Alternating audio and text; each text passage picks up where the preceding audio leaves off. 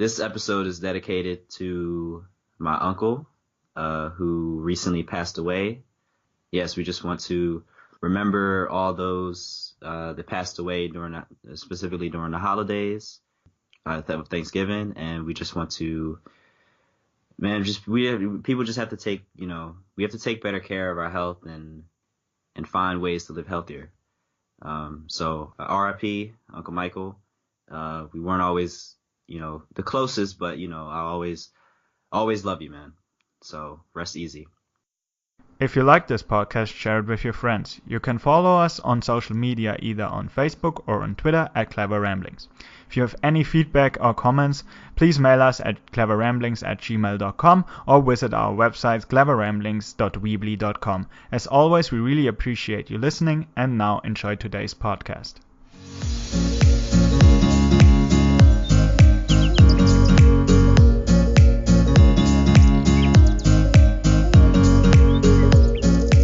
Welcome everyone, this is the Clever Ramblings podcast. My name is Em.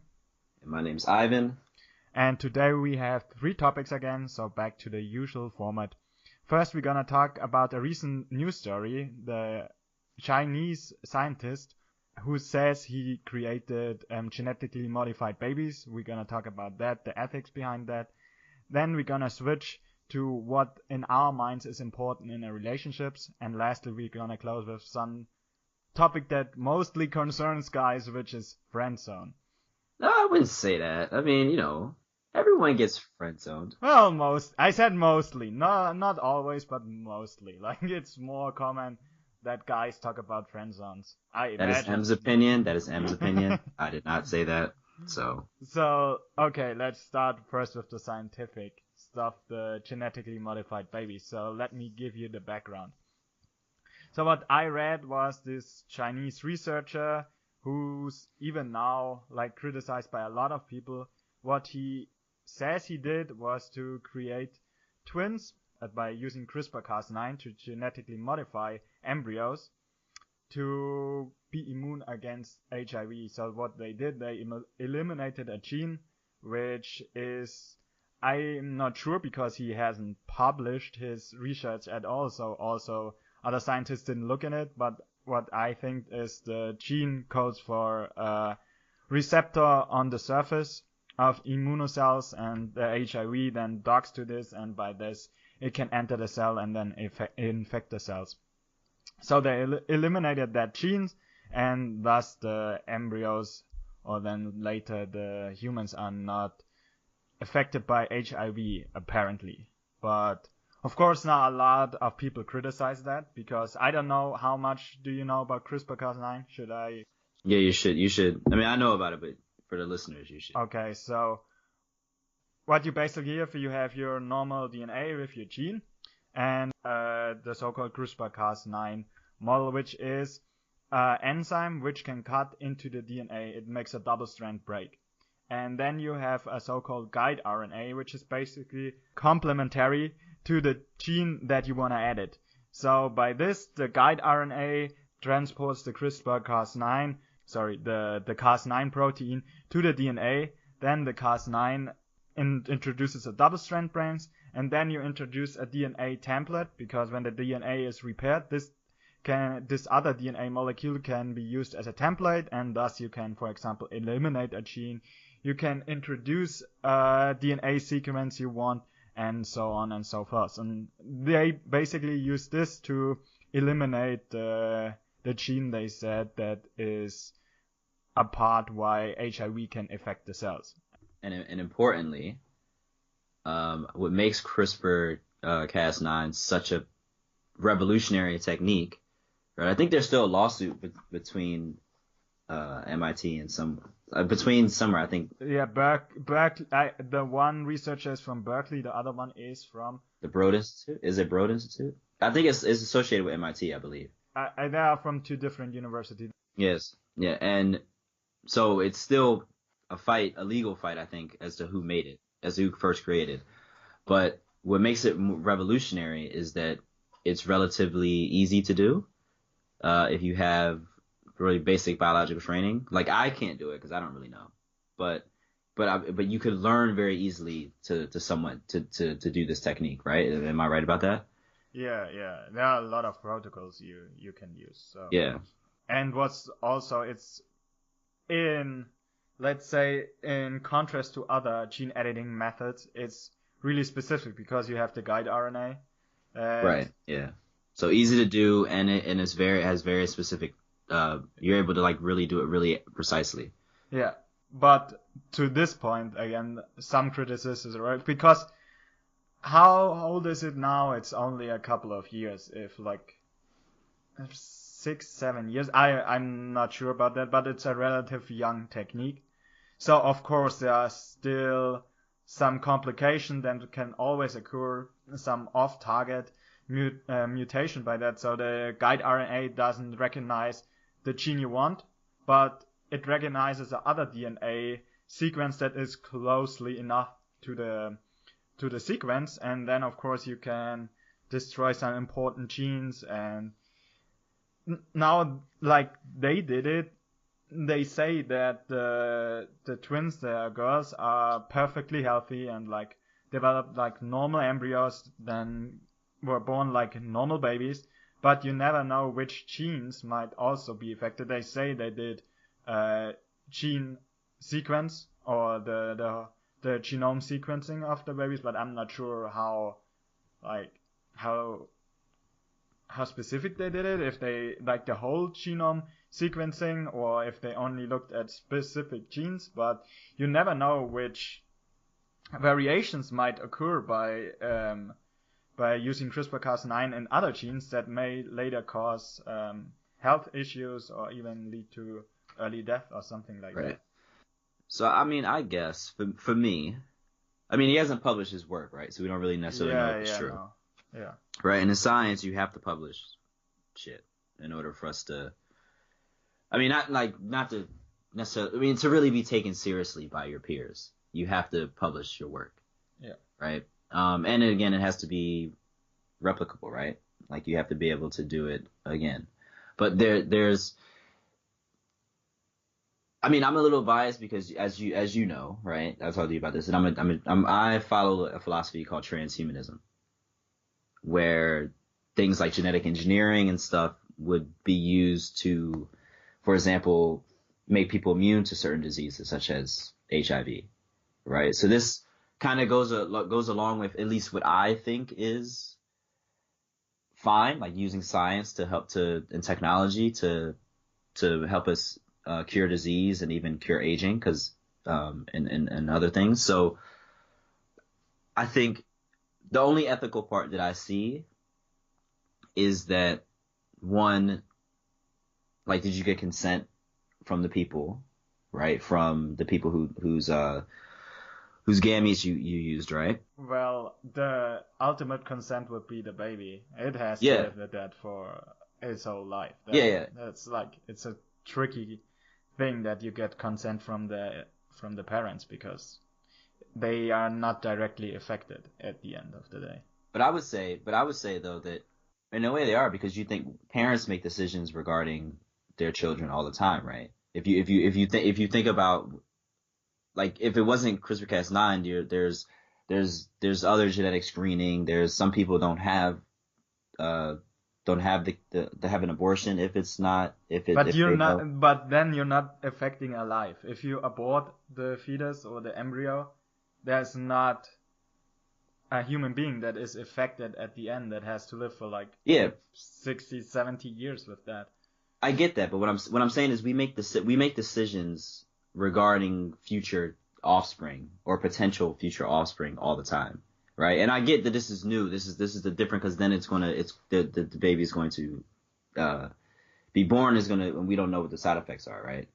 Or what the potential. But I think in some ways you don't I don't know. For me, I just don't see it as that big of a problem. I mean, it potentially could be bad, but I think that, for example, if there are diseases that we know are caused by no, there are diseases that we know have are genetically determined for the most part, right?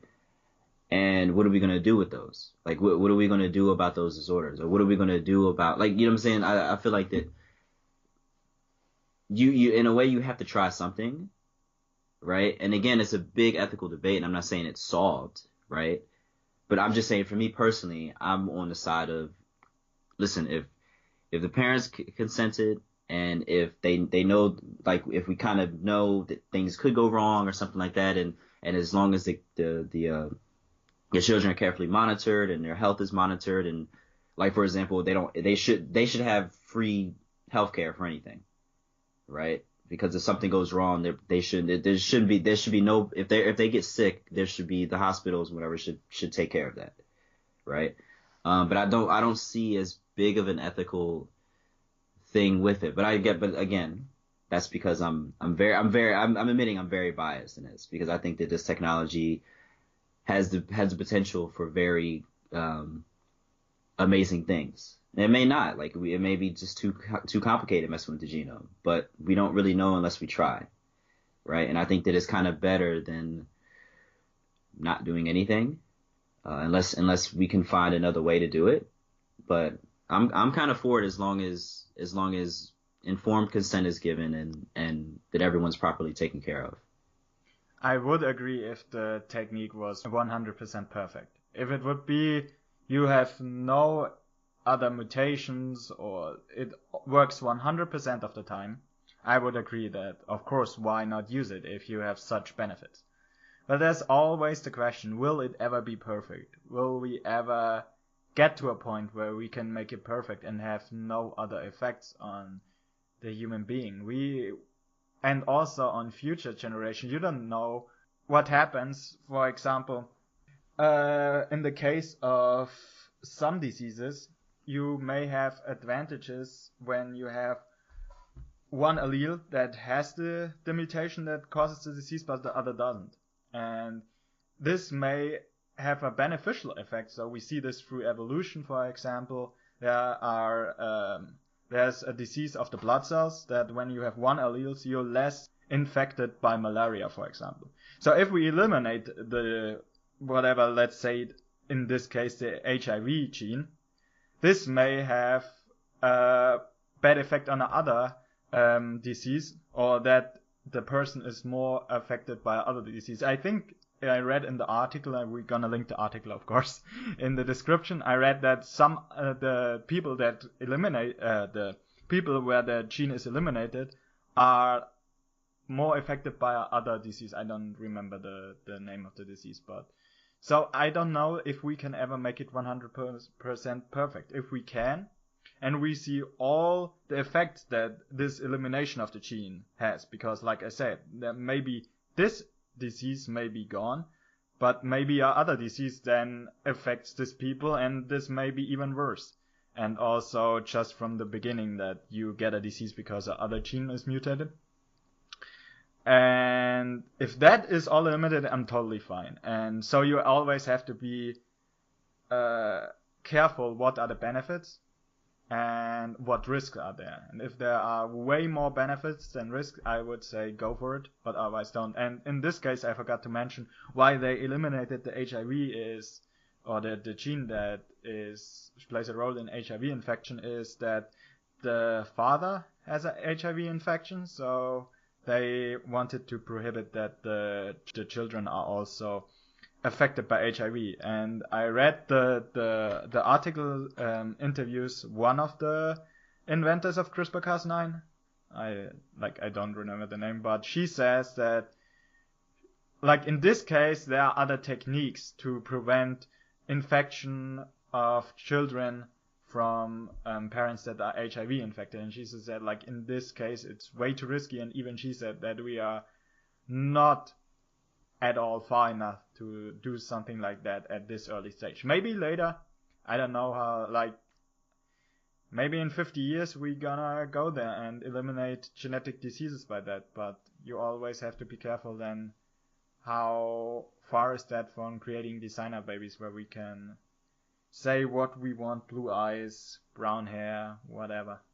Yeah, I mean, yeah, but again, I think nothing's ever going to be perfect, right? We talked about perfection, right? You could aim to make it as perfect, but there's always going to be risk with these type of things, right? It's a new technology, and I agree that maybe it's too early, right now. So I'm not saying that I agree it should have been done, but what I'm saying is we're gonna get to a point where I think much earlier than 50 years, right? I would say maybe within the next 5 to 10, where it's gonna be like these techniques and maybe possibly another technique, maybe some techniques you could use in tandem that are going to pop up, and we might have enough knowledge that people might say, you know what, we think we can do this.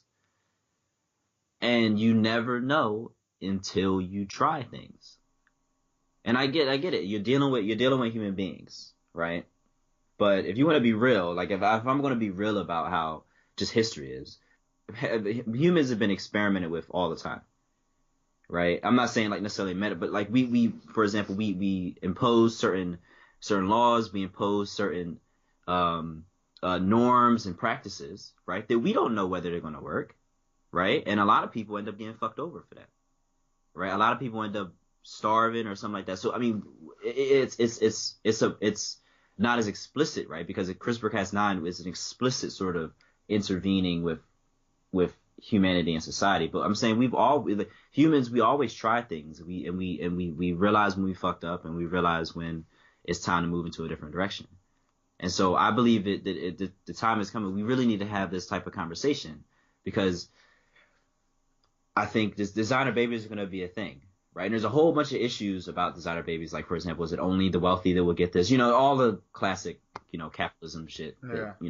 But as far as in principle, for me, just me personally, I'm not against it, and I don't think it has to be anywhere near perfect unless society decides that's what it is. Because I can't speak for all humanity. That's why it has to be a democratic process, right? You have to have people who evaluate the evidence, evaluate the progress that we have, and try to be in the most objective way possible. Look at history, look at what the future directions are, and then make a collective decision, most likely a multinational decision, hopefully, on this topic. But I feel like that won't happen in practice, because some governments will like it, some governments won't. And then once one starts to do it, then other ones will start to do it. So to me, it's going to be it could potentially be this runaway process, but I think it's going to happen. I think the problem, the real question is, how do we regulate it? How do we intervene now while it's just starting, right? And not in principle, is it okay? Because I think that while that's a good debate to have, I think when a ball gets rolling and when stuff starts really happening like it is now, all that shit's going to go out the window. People are not going to do that. Because then you're going to talk about designer babies, and you're going to have like some people outperforming, like a country all of a sudden outperforms another, and then everyone's going to try to catch up. Yeah. It's tricky. It's tricky. It's a tough topic. But for me, like, I just believe that it's an avenue of research that's worth exploring, right? And it has to be from a lot of experts and even lay people and non-scientists to really talk about it. But I think we have to be real with ourselves and with our nature and say, listen, we've been doing experimental shit with people forever, right? And two, we also have these diseases that everyone agrees suck. And we devote all this money to this, right? And people are dying regardless, right? And I'm not saying you trade a life for a life, but I mean, you know what I'm saying? Death is inevitable for us right now, right? So if you don't do anything, unless someone has a bright idea or hopefully a new revolution where you can guarantee that this is going to work. But I just think that the genome and stuff is so complex, and its interactions with the environment, we really don't know until we really start trying some of this shit. And so that's just my opinion. Yeah. So I just think that it's a conversation to be had, and it's not solved. But I think we'll see how these babies grow up and develop. Yeah, we'll see if he ever publishes his. Because he could just be making it up, right? So we don't. Yeah, he could just be bullshitting and just to make some. Right. Publicity. So we'll see. But it's a tough topic. But with that, we'll go on. We're gonna get. See, the thing is, we're gonna start getting more personal in this podcast. I'm trying to get M out of his shell. Because M is just like I'm a private person. And it's like, sometimes I'm private, but, at the same time, I don't really give a fuck. Okay, you're private. You're telling everybody everything. That is not true. Like, Okay. oh, never mind. Actually, you know what? I'm not even going to give you like ask you for examples. Yeah, you shouldn't. But I am private. It's a lot of shit I keep to myself. But anyway, now we're gonna talk about. I don't know exactly why I think we were just kind of bored of talking, and we want to talk about like relationships, and friendships and romantic ones. It doesn't really matter, but I guess we're gonna focus more on romantic ones and what we think is more important. So, I'll let you go as the master of relationships that you are. Yeah, sure. I'm known for that. But now what I learned in the past couple of months is that for me the most important thing is communication. Like, you can't have a relationship without communication, be it friendships or being romantically. Because over time, you hold stuff back or you don't tell everything that is on your mind. The other person doesn't know that. You're gonna, like, holding grudges and start with doing some bullshit, let's call it like that. And if you don't tell anybody what you're feeling, then how should the other person know? And how can you get along if you don't talk about it? And I really want to stress that. I find that so important that you communicate and communicate what you really think. Don't lie. I had this before, like saying that communication is the most important thing for me too, and then after like a month, no communication, nothing. No, I don't want to talk about this, blah blah blah. So I think communication is so important, and with that also, in my mind, the second most important, or even sharing that, is trust. I think like you have to trust the other person, and the other person has to prove that she or he can be trusted. But I think that's, for me, that's the two most important things in a relationship. Yeah. What do you think? See, ideally, right? All that it's great. In my personal experience, that's a lot more difficult in practice. Like especially like for example, communication, right? Because I would say my biggest things are sort of the same as you. Communication and loyalty, right? Loyalty is my biggest principle, right?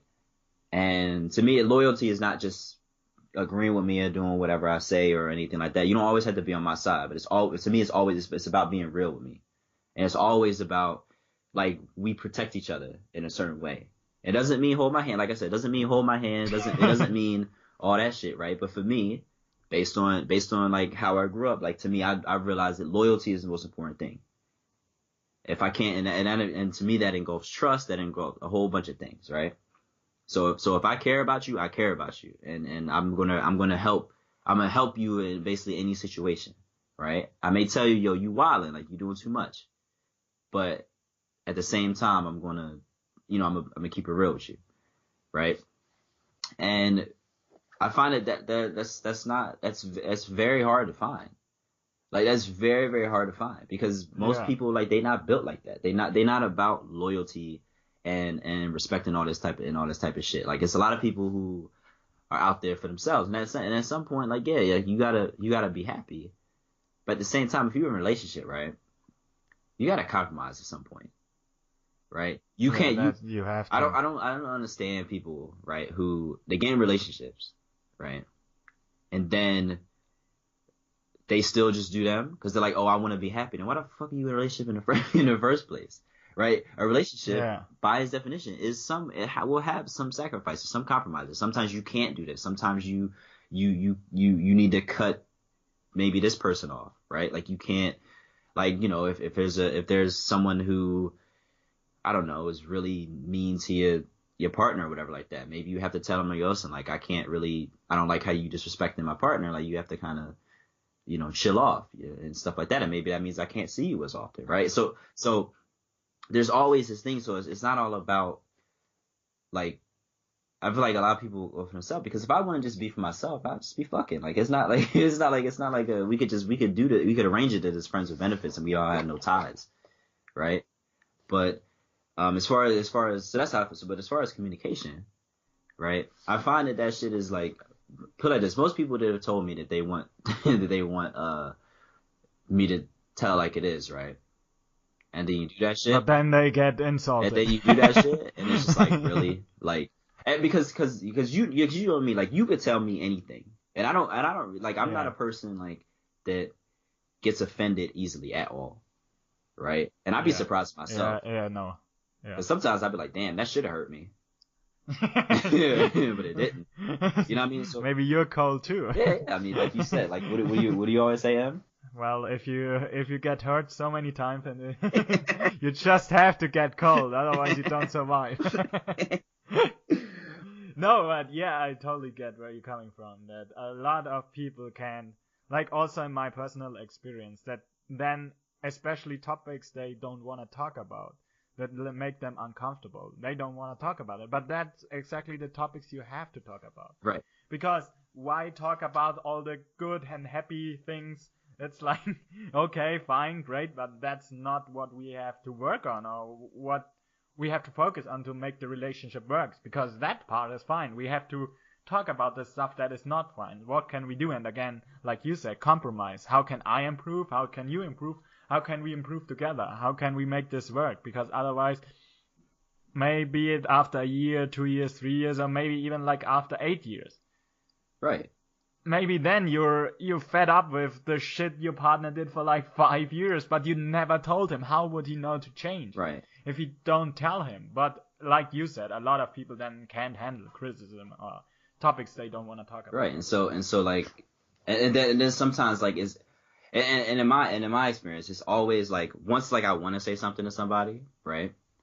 Like whether it's a friend or a girlfriend, or whatever like that, it's like something is going on in their life that I'm like, damn, this ain't the right time to tell them or to be real with them, right? Because you like if someone like if your girlfriend calls you and says, you say you want to tell her something like important, and she's like, you know what, like I just like I don't know, my family, like this person died and I'm really sad about it or something like that. You might be like, yo, I don't know if I could tell her that like, yo, I'm kind of like fed up with this. You know what I'm saying? Like you realize like even though they say, tell me, I'm just like, well, I don't really think this is the time. And then sometimes you just end up not saying it because you're like, well, fuck. Especially if there's like a cascade of stuff that ends up like happening, like the things keep happening in their life that you never kind of can really get around to it. You sort of feel like, all right, well, I really can't kind of say it because I don't want to make the situation worse. Which again is like, to me is always difficult, right? There's no. Some people would say, oh, tell them, but then you could do it, and then I've had people tell me that, and then all of a sudden they like, they feel some type of way. And it's like I don't really care what point I'm in my life. Like you can say whatever you want to me, and I appreciate you. I appreciate the realness. I appreciate you being real, and that's it. And like but I always notice with other people that that shit rarely ever works out, man. That communication shit rarely ever works out because most people don't want to. Sometimes they don't want to talk about real like heavy shit, or they don't want to talk about this or that, right? And like especially me, I know like people have told me like that I frame shit like the way I say shit sometimes is very mean. So like if I told like so if I Yeah, I agree. Sometimes you can be very mean. shut up. This is stop. You just you know what? All right, yeah, man. When I get to Germany, man, I'll tell you we're gonna have to talk. Okay, sure, yeah. But the like a big part of me in a relationship is getting bored, right? Which me and you have talked about extensively about like how it's just like just people in general always get I don't know why it just happens, like I just get bored and I get really really turned off. And it's not just romantic, but it's friendships too. Like I sit there and like people be talking, I'm like, yo, listen, I really don't give a fuck what you saying right now, like at all. Because once I know the person, then the interest sort of dies a little bit for me, right? I don't know whether that's the thing that I always will live with, but it's like how could I go and tell like a friend or a person I'm with, like, yo, listen, like I'm kind of bored with you, and that not come off really fucked up, right? Because Because how do I say it? How do you like? Because sometimes I'm like, how do we say it, right? Because sometimes you around friends and shit, and you like, yo, listen, like y'all, I'm not really interested in hanging out with y'all. But if I say that type of shit, people gonna be you gonna shatter worlds, like you're gonna like their whole world may they may feel very offended about that. Yeah, especially if they don't know you really good, because Right. if you Because you know me well enough that if I say something to you, is my intentions are never bad. Like I'm not saying it to hurt your feelings. I'm saying it because this is just how I'm feeling. This is how I'm rocking. So so yeah, so I realized in practice that that just doesn't work. But that's always in theory everything sounds good, but when you go into practice, it's always a different thing. as far as like romantic relationships, right? Hmm. Do you think do you think you'll ever get married? I don't know. That's He I was like, I wouldn't be I a would bachelor. no, no, no. Give it like a couple more years, but after that, I'm already sick about going to the club and like just seeing how people try to pick up, especially guys, girls. I'm just there and be like, okay, I'm just gonna drink. No, I'm not in the mood for that shit.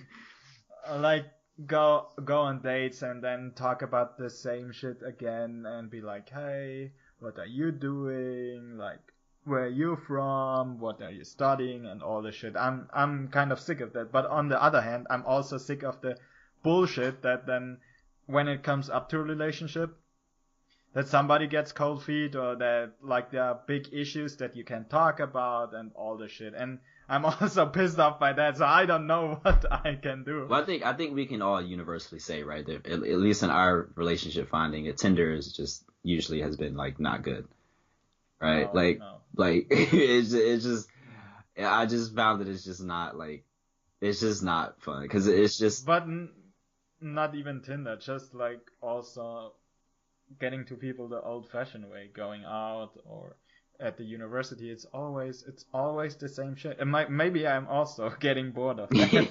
Maybe I'm kind of like you, but I like you have to find. I watched a video of a YouTuber yesterday, and he's like 30 and he has no girlfriend, but he looks like great. He's a fitness YouTuber, but what he said really like a person that he wants to be with, he really has to like impress him. And after like 30 years, and probably as he is a fitness YouTuber and is really good looking, he had a lot of girls. He said like even if like the hottest girl could say, yeah, let's have sex, he's like, no, just like we can go out for coffee, and if you like if I'm impressed with your personality, if you don't again bore me, and then we can talk about that. But I kind of feel the same thing. Like it's all fine doing all this like easy or like no strings attached thing, but after a while you get bored of this, and you also get bored of things that not working out, so you really have to find that special person. And I'm really happy for everyone that found the person that you can get married to. That yeah. I mean, I'm impressed by my parents, for example, that have been married for over 25 years and together like I oh, think oh, so 35 years or so. Is cute. imagine And they spending your made life. M. They made me. Yeah. And they adopted Yeah, Ivan, exactly. so. So it's great. I mean, I don't know. It's, for me, for as far as getting married, like, man, I used to be fucking scared of marriage, man. Like, holy fuck. Just being together with the person for quote unquote ever. Yeah, because it's like you know what? Like one, I don't want the government in my shit for real. Like I don't I feel like they already in my like they already can be in like other business of yours and stuff like that. I don't want them like in my relationship. And two, like if something's not working, why do I then I gotta go through a legal process to break up with you? Like to me that doesn't to me it's like it's it then and then some people are like, oh, stay for the kids. It's like, no, listen, I'm gonna be with my kids regardless. That don't mean I'm gonna be with you. It's like just if I break up with you, I'll still take care of my kid because of course I didn't grow up with a dad. So like I'm not gonna like not take care of my kid, right? Um and then I sort of like thought of like for example, like I've changed a lot, right? Like every year I think I changed a lot. At least like in my mentality I learned new things.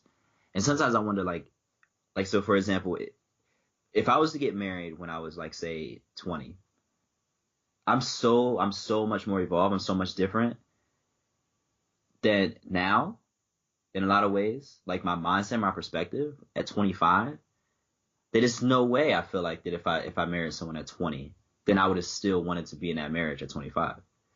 And so part of me gets scared because I'm like, well, all right, well, I'm 25. What about when I'm 30? If I get married now, when I'm 30, I might be in a whole nother type space.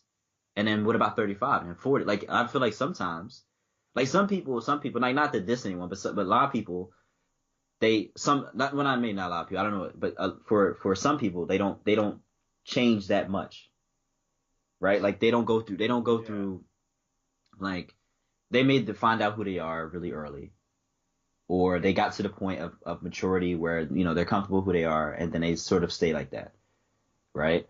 And I feel like a lot of those couples, they get married, maybe that's what works because they change. They're all changing. We all change as we get older, but they change less drastically as they get older. So they're able to kind of grow with each other. As opposed to if you grow really fast and you're like maturing really fast, you making moves and stuff like that, you kind of not outgrow the person, but you grow apart from the person, and I think quicker, right? And that's one thing that I think about. So like, I used to think like, well, fuck, like maybe I'll get married like every 5 years or something like that. Like it's like but don't forget the divorce. yeah, but It's that's not what I'm that saying. easy. But that's You're gonna lose all your money. but that's what I'm saying. Like what if I was like, okay, like I'm in a like if I was in a long-term relationship for every couple years, and then if you grow out of that, then you grow out of that, right? And it's like sometimes I wonder like, would that stop? You know what I'm saying? Like how long would that when I be ready to like to settle down? You know what I'm saying? And like say, you know what, like so I mean, to me it's always hard. I'm not opposed to it. I just really gotta meet the like well not meet. I just really have to, because you could meet a person and you could be very interested into them, but you have to sustain like that. It has to be some real love there, some real care there. That I'm like, you know what, like I could be around you for a long time, right? And I think that takes a while for me to realize, like that's not going to happen for me in the first couple months. It's not going to happen for me in a year or something like that. Like I have to really grow with you, and I have to really see like how are we growing, how are we doing? You know what I'm saying? And for me to really plan ahead that way. Yeah, I think that it mostly depends, in my case, on the other person. How is she, and like you said, can we sustain a healthy relationship over a couple of years before getting married? And it's not that you have to get married nowadays anymore. It's not like back in the 60s or 70s that you have to get married. You can also just be in a normal relationship, or like just call yourself boyfriend and girlfriend for a couple of years, and then if you decide, you can get married. Otherwise you don't. It's not that you have to get married, socially accepted to get children nowadays. So but you know how to, we'll this see. is gonna end. We're just we're both gonna die alone. That's just what's gonna happen. Well, I'm also happy with myself, so I see that in a lot of people. I think that a lot of people are not happy with themselves, and this is why they want a relationship so badly. Because... And they end up settling. Right, you end up settling. and you end up not being... Because they want to be distracted from themselves. They can't be alone, and they can't be happy. What I learned, like, I had other stuff going on in my life that makes me happy. I don't need a partner to be happy. Yes, it contributes to happiness, but for me it's not the sole source of happiness, and I can be happy with or without a partner. Yeah. let's talk about failed relationship attempts. Failed relationship, yeah. Hold on. Let's talk about friend zone. Yeah. You know why I would like. I mean, I think you knew why I wanted to talk about this originally, but yeah, you told me. Yeah. One thing that always annoys me about being friend zone, right? And of course, this is something that you have a lot more experience with because I'm okay, I'm awesome. Yeah, sure. Yeah, but, okay, you always. All the girls want you, all the guys want to be like you, I know. Yeah, man, they tell me all the time. Especially guys tell you all the time that they want to be with you. Thank you, man. I told you about a couple instances, and all of a sudden, a couple. No, but I'm out here, pretty good. But I'm just, maybe I'm just generally an attractive person to every gender. Okay. Could be. Yeah, could be. I always find like, I get friend zoned by people that I'm not trying to like talk to. And that shit is the most annoying thing in the world. Like, it's like it's the most annoying thing in the world because like if I'm talking to like I feel like basically every time I've been friend zoned, it was a chick that I wasn't even trying nothing with. And it was like, and some like this even happened to me not too long ago, right? So like I go up to I'm just talking to someone, whatever, and I'm just asking like her just general questions or whatever. And then like she's like out of nowhere, like just says like, I'm married and this is my husband. And I was like, and me and my friend like we kind of like looked at each other. And then like she said it again. I was like, well, thank you for reminding me. I appreciate it. And I'm just sitting and I'm like, what? Like, did you think like, you know what I mean? Sometimes it was kind of like sometimes when it happens, right? I'm sitting there like, what about me is coming across to you that you think that I'm flirting or something like that? And I think sometimes it's a shame, right? Because in a way, I understand because like you when I'm in the club or when I'm out, like you see how like dudes like are so creepy and follow all these chicks around, and all the time when they try to talk to a woman or whatever like that, they're always they'll usually be flirty and stuff like that. And so sometimes that what happens is because that happens so often to them, they kind of always think like not always, but you know what I'm saying, the sort of your default is gonna be like, yo, why is this person talking to me in this way, right? When it could just be a guy just being friendly, right? And I think that to me that sucks because these creepy ass motherfuckers are the ones that fuck it up for just the regular people, right? Because I'm sitting there like I'm not even trying to, or it also could be that I may be coming off some type of way, right?